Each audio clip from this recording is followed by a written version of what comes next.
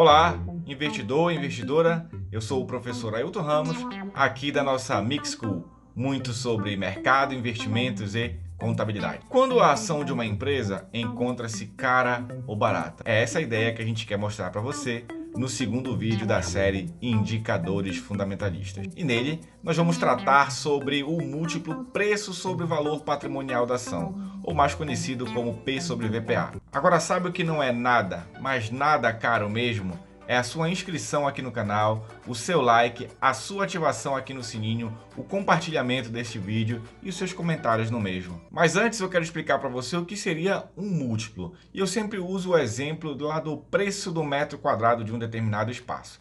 Então vamos imaginar que você quer alugar um apartamento e esse apartamento está custando lá o aluguel dele R$1.000, ok? E ele tem 100 metros quadrados. Então se eu fizer uma divisão, 1.000 por 100, a gente vai chegar num preço aí de R$10 por metro quadrado. Isso é um múltiplo e eu posso comparar com a média do aluguel da cidade. Eu vou tentar seguir um raciocínio lógico para explicar para vocês aí o preço sobre o valor patrimonial da ação. O P sobre VPA, ele é o preço de mercado da ação dividido pelo valor patrimonial da ação. Agora eu vou explicar para vocês cada uma dessas variáveis. O preço de mercado da ação a gente encontra de forma bem fácil.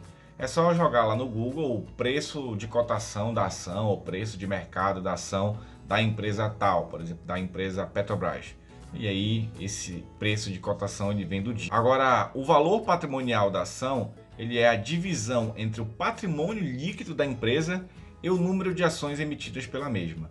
Como é que você encontra esse patrimônio líquido? Ele é a diferença entre o ativo da empresa, que são seus bens e direitos, aquilo que tem capacidade de geração de caixa ali, e o seu passivo, que são basicamente as suas dívidas. Aí você chega no patrimônio líquido da empresa, que a gente chama de capital próprio. O patrimônio líquido ele é uma medida contábil. Para ficar mais claro para você, vamos fazer um exemplo. Vamos imaginar que a gente tem aí uma empresa com um ativo de R$1.000 e um passivo de R$700. Então, quando a gente faz a diferença entre lá seus bens e direitos de 1.000 e suas dívidas, ou seja, suas obrigações de 700, a gente encontra um patrimônio líquido de 300. E vamos imaginar que essa empresa ela emitiu aí 100 ações.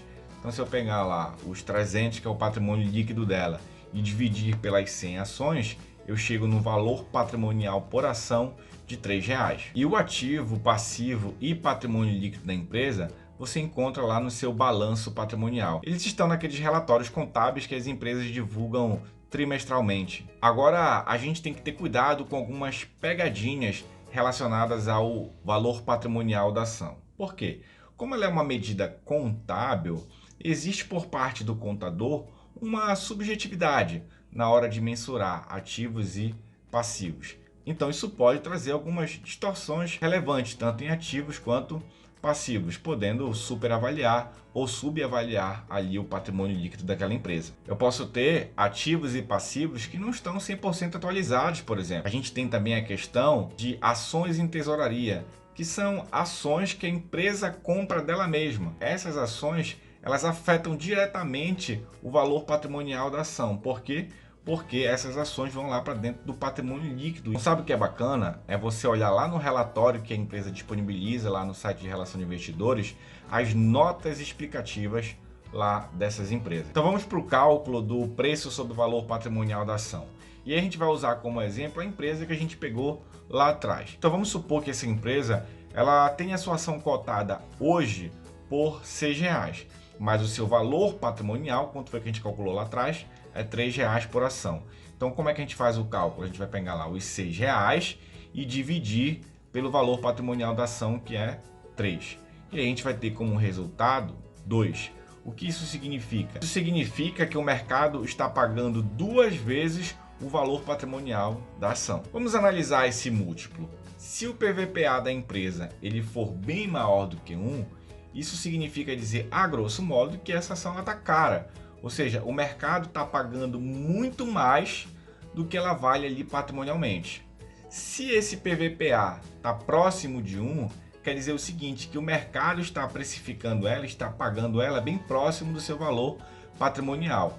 E se o seu PVPA for menor do que 1, muito abaixo de 1, quer dizer que o mercado está pagando pela ação daquela empresa um valor bem abaixo de quanto ela vale contabilmente, ou seja, do seu valor patrimonial. Agora a gente tem que ter muito cuidado ao avaliar esse múltiplo, porque o fato de uma ação estar cara, ou seja, seu PVPA está muito acima de 1, não necessariamente quer dizer que essa ação não possa ser mais comprada, porque de repente o mercado está enxergando que aquela empresa ela tem uma alta capacidade de geração de caixa. Então, logicamente que o mercado vai comprar mais ações daquela empresa, vai jogar o preço para cima e vai aumentar a relação preço sobre valor patrimonial. E a gente tem que analisar o outro lado também. O fato da ação estar muito barata, isso pode estar mostrando que a empresa ela é um risco ali para você investir naquele momento. Então você tem que analisar, verificar o longo prazo da empresa. É bom comprar ações descontadas, ali ações baratas? É bom, mas você tem que avaliar sempre a questão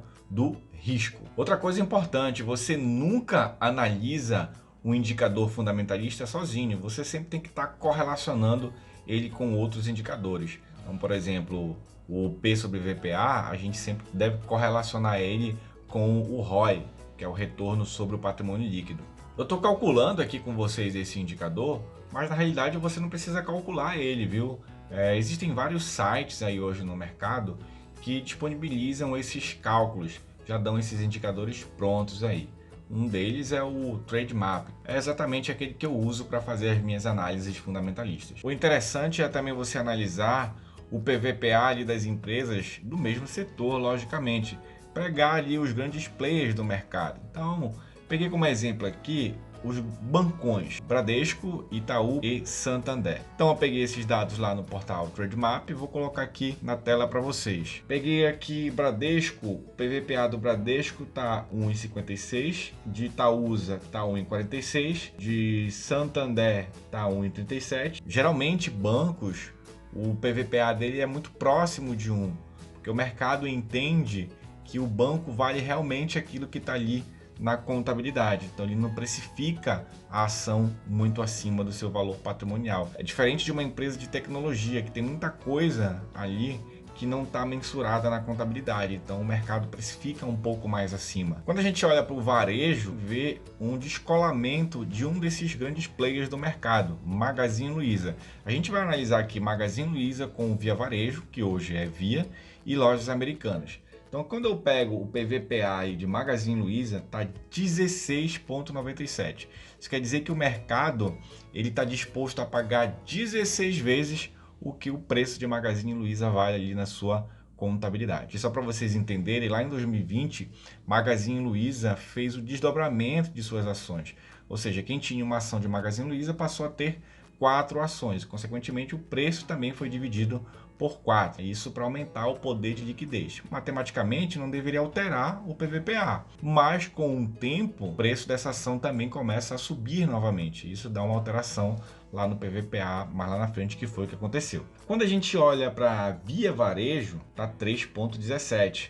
E quando a gente olha para Lojas Americanas, está 2,25. Então não existe um descolamento tão grande entre Via Varejo e entre Lojas Americanas. Quero dizer para você que isso não é uma recomendação nem de compra nem de venda, e aí é você que tem que avaliar a sua disponibilidade aí de correr riscos. Ok, galera? Eu espero que vocês tenham gostado muito do vídeo. Aguardem o próximo e forte abraço.